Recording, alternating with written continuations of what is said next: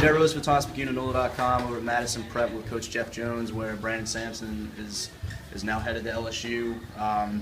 We talked a couple years ago after Jarrell had announced he was going to LSU, and Brandon was never a guy that you thought staying close to home was going to be a real high priority. He committed at one point to St. John's.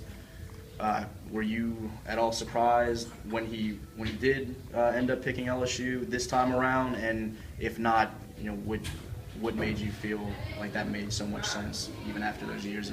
Once Coach Lavin and those guys got fired at St. John's, I knew that there was a chance that he was going to open his recruitment up, and with that happening, I knew that LSU would be a major player. He wasn't really trying to go out and establish new relationships. He didn't have a lot of time. LSU had been on him for 3-4 years, so it was an easy fit. And then Ben Simmons and those guys kind of helped him recruit him. And then he began to see where he could fit in and be a part of something special, maybe a Final Four type team. What were the things that y'all heard from Chris Mullen and company, the new staff, as recently as Saturday when they came to visit? Did they sound similar to the things that y'all had heard from one point from Coach Lavin and company, or was it a different dynamic? Same thing. Brandon's going to come in and be a major player.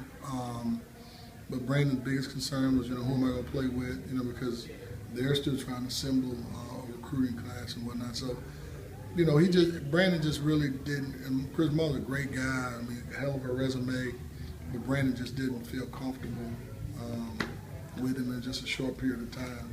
He felt more comfortable with Coach Jones and the guys here and just staying at home. He'd known Coach Patrick for quite some time as well.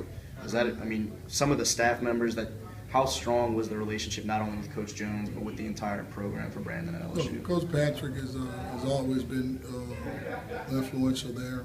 He really has a good relationship with Coach Patrick and Coach Jones. So the whole staff, that helped, because they were the most familiar staff that he had that was recruiting him at that point.